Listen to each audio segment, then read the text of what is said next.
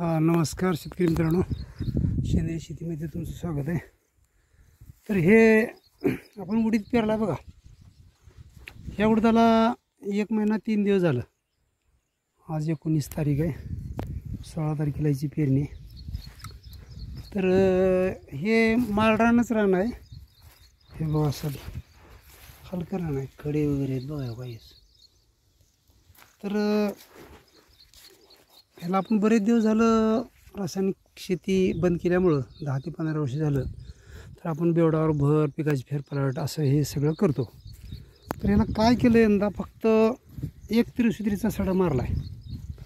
अगोदरच गांडूळ होती रानामध्ये, पण त्याचा जास्तच फायदा झाला बघा। असा मुगासारखा उडीद दिसतोय, इतका उच।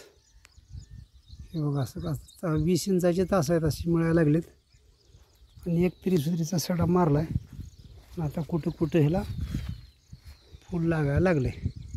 असं 4 एकरचा प्लॉट आहे। हे बघा इकडं 2 एकर आहे असं, आणि जे अल्टरनेट अपोजिट त्या कॅम्पाच्या पलीकडं 2 एकर आहे। तर तिकडं सडा मारणं झालं नाही, तर त्या फ्लॅटपेक्षा हा फ्लॅटमधला उडीद नंबर 1 आणि खचाखच दिसतोय।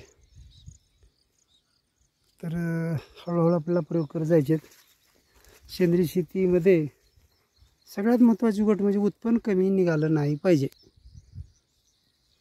सेंद्रिय शेती सगळेच करायला तयार आहे, तर प्रयत्न करणं गरजेचं आहे। तर आपण प्रयत्न केलेलं वाया जाणार नाही। काम करीत जा, हाक मारीत जा, मदत तयार आहे। गीतेमध्ये भगवंतानं आश्वासन दिलं आहे, तसं आपल्याला केलेलं वाया जात नाही। काय कारण आपल्याला केलं पाहिजे, मार्ग सापडलेत आपल्याला, त्या मार्गाने गेलं तर सेंद्रिय शेती एकदम असं उत्कृष्ट होईल।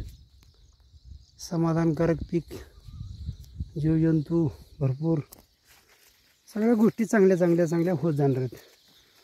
तरी थोडं आपल्याला करत जावं लागेल। ठीक आहे, पुन्हा भेटू।